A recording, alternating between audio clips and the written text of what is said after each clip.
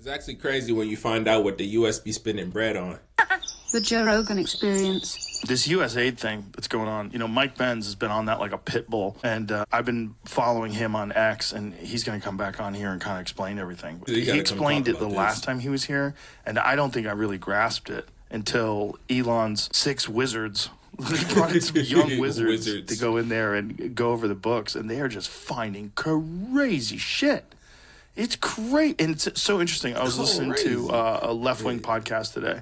I like to mix it up, I listen to all kinds of different stuff, and it was like I was listening to a different world. Like, they weren't even talking about all this corruption and all this obvious buying of influence.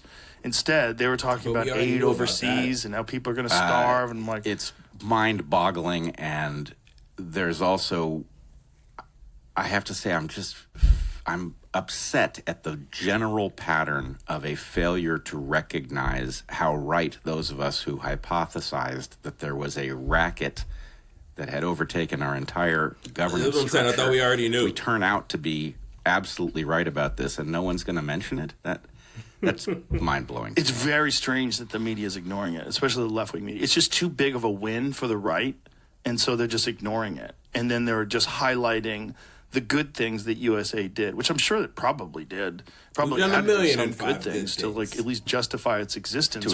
As a cover story, I'm not even sure. Maybe it doesn't change anything. Obviously, this was a mechanism used to funnel money to all sorts of things that we didn't vote on, that don't make sense in light of our constitutional structure. I obviously have concerns like everybody else about where this train takes us, but seeing that structure broken up it's a huge relief. They gave $27 million to the George Soros Prosecutor Fund.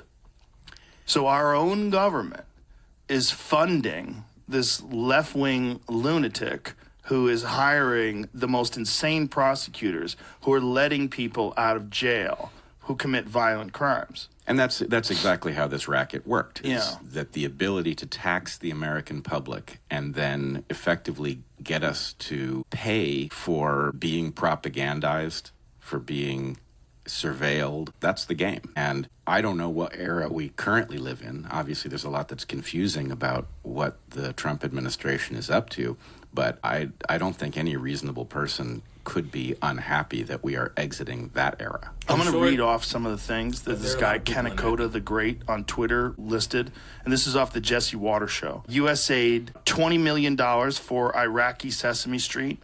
$2 million for Moroccan pottery classes. $11 million to tell Vietnam to stop burning trash. $27 million to give gift bags to illegals. Gift bags? $27 million.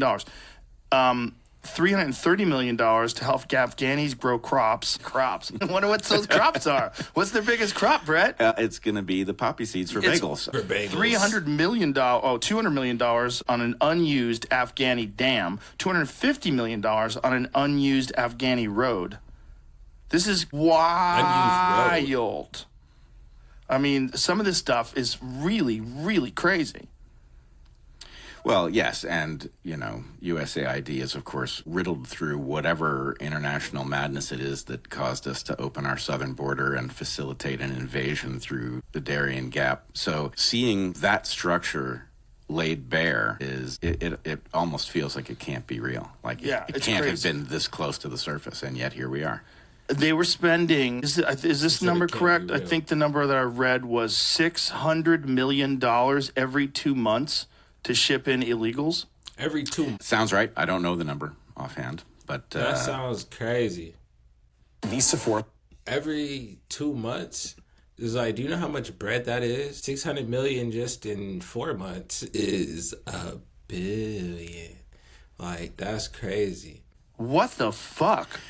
Well, you have to realize that basically we had a shadow apparatus functioning, and it involves all kinds of things. It involves payoffs to people who didn't deserve them. It involves contracting to entities that were necessary to get the work done.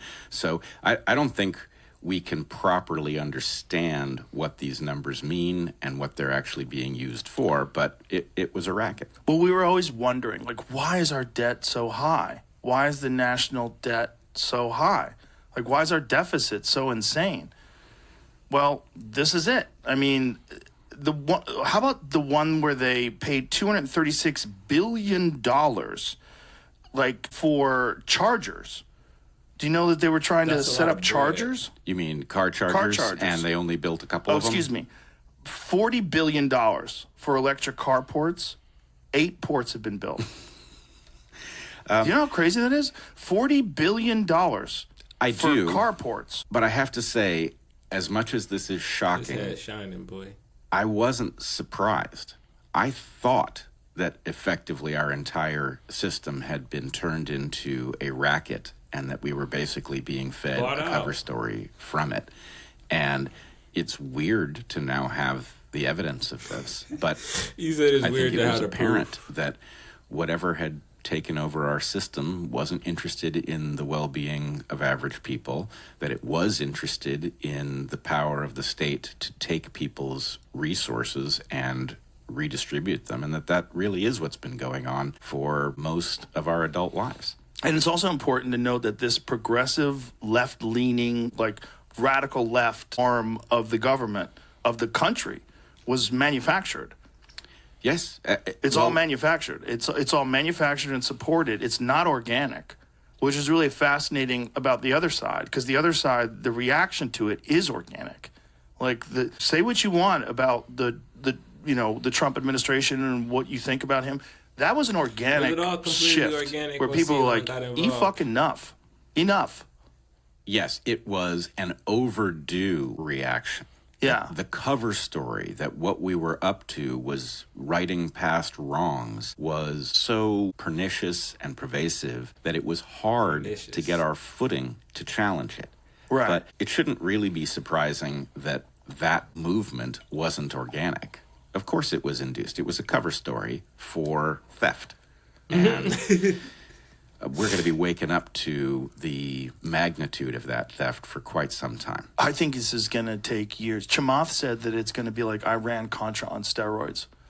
That's what he said. He said when you get to the bottom of all this, it's going to be insane. Because they haven't even got to the Medicaid yet. They haven't even got to the medical stuff. There's so much they haven't even tapped into. That's a crazy where they claim. think the real motherload of fraud is. It's going to be that big? Yes, and I must say that there's also another aspect to this which we have to be careful about, which is that the justifiable anger at discovering what it is that we've been dragged into as a nation. He said people going to be upset as a nation once they realize all the bread that's been going to fugazi funding and backwards benefits. Like, dog, what? A lot of bread, dog. Is going to make it hard to see where the limits ought to be in terms of upending this stuff. In other words, at the moment, I'm cheering for the wrecking ball. Right. You say get rid of it all. Up, never again. Tear it all down. But there are... What's that, Jamie? Read an article about the spending on the chargers. They said that they haven't actually, according to this, they haven't actually spent all that money yet. What do they do with it? They've spent some of it to make some of those things, but it's just it hasn't been allocated yet. It's a long article going through all the spending that's been done. It's on factcheck. Factcheck.org. Who runs that? I don't know. Some of the chargers have been made. Some of them are on the way to be made, and they've built 61 and 15 stations since mid-August or through mid-August. 14,900 more are currently in some stage of development. But that's where it goes into like where they are, what they have to be done, and who's getting the money from them. It has to be done through a long process from each state. Yeah, the question is, how can we get a proper accounting? As you point out, who the hell is factcheck.org? Well, that's the problem with fact-checking organizations. That should really be illegal. Like, I think if you're a fact-checking organization, we should have stringent rules on what influence is being peddled. Like, who's paying for these fact-checkers? Who's behind the scenes? What is the determination? It should be very transparent. How did you determine whether or not this was true or false? You know, because there are a lot of things that get said. Like, I don't know if you saw this, but Elizabeth Warren got confronted, and it's on Twitter this morning. She got confronted about the amount of money that she's received from pharmaceutical drug companies. She said she's never received any money from pharmaceutical drug companies and never received any monies from any PACs. And then, of course... So I don't know if y'all seen that or not, but it was a woman who was going up against, what, is it JFK Jr.? about his wanting to come in and change things in the health field and possibly file lawsuits against companies. The whole time she was just saying, promise me you're not going to take any money from any of these lawsuits. And it's like, but you've already taken money from the companies that I want to sue. Like, what? That Community Notes strikes again. And of course, she received millions. Yeah. She's a fucking liar. Well, and it's an arms race. How can pharma cloak the money that it's giving so that there's plausible deniability at the point that Elizabeth Warren is confronted or Bernie Sanders? Bernie Sanders was hilarious. Only 1.5 billion. Only 1.5 million out of 200 million. Only 1.5. Yep, that's what I saw First as he well. tried to say nothing. Only the hardworking people of this country giving money. Well, I don't think the Democrats understand that it's over and that there was a vast infrastructure that made their feeble arguments viable, and that infrastructure is now collapsing. People are far more aware, and their lives aren't going to function anymore. Well, it makes sense now that we're seeing these numbers because, okay, this was what was funding the infrastructure. Now we get it. Because it wasn't, otherwise, it's organic. This is the will of the people. This is how people are moving. It's not. It wasn't that at all. This was all organic, and it was really about control and money. It had nothing to do with helping people, making people better, giving aid to foreign countries. That's all a cloak and dagger bullshit show. The reality was it's about money. Yeah, it's always about power and Sadly, limited it's always resources. about And this money, was a new power, and game resources. taking place at a level that was hard to believe, and therefore many of us couldn't see it. Did But you see how they used software to map out 55,000 different NGOs that were used as a branch of the democratic system? No, I didn't catch that. I could send it to you. I think I sent it to you, Jamie, right? We went over it on the podcast before. It's so nutty that this was all kind of like hidden until they started using software to try to like figure out like, well, and map out where all the influence goes. And the crazy thing about the NGOs, and this is one of the things that Mike Benz has gone like so deep into it, it's essentially like they contribute to the Democratic Party. The government pays them. It's like it's all this like weird sort of like circular money transfer thing that's out in the open. No, it's a positive feedback. The whole idea is power is utilized to free resources that garner more power, and it is the exact inverse of the system that we are supposed to have. Yeah. It's very interesting. Where we're headed, that's a harder question. Where we're headed is we're going to own Gaza.